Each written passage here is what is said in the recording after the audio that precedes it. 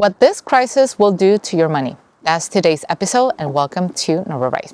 So today it's a video about the crisis, right? I know there's a lot going on. There's a lot of stimulus happening. We got the PPP, we got the EIDL, we got an extension in unemployment, and all of that was done with a purpose, right? To keep the economy flowing, to help households, to help businesses to stay afloat.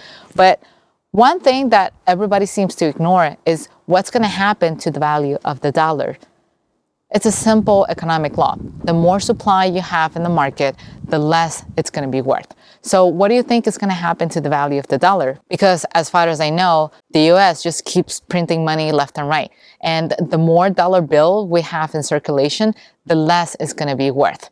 And that is not the only problem. Another issue that can come out of this is inflation, right? And now you might be wondering, what exactly is inflation? I keep hearing inflation here, inflation there, but what exactly is it?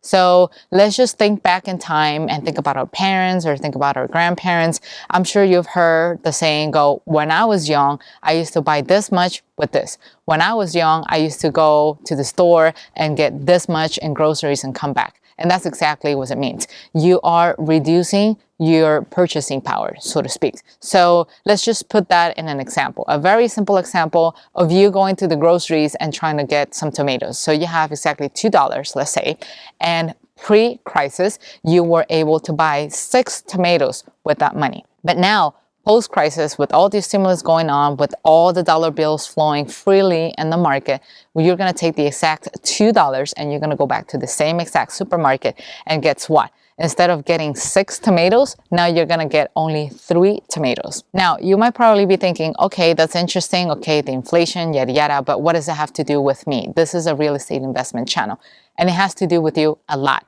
Now, let's just think about this, right? So what do you think is going to happen to your tenant, right? So your tenant is on a fixed income. They're making an XYZ amount of money, and that doesn't change. Your rent doesn't change, but everything else around them is changing. That means the cost of their groceries are changing, their gas is changing, their utility bills are changing, everything around them is changing. So that means the quality of their life is going to start decreasing. And it's only a matter of time before they will have to choose between going on a diet or having to pay the rent, right? And that's something that you as a landlord have to take into consideration. You have to think about that because sooner or later they might not be able to pay for your rent, right? So what can you do in this situation?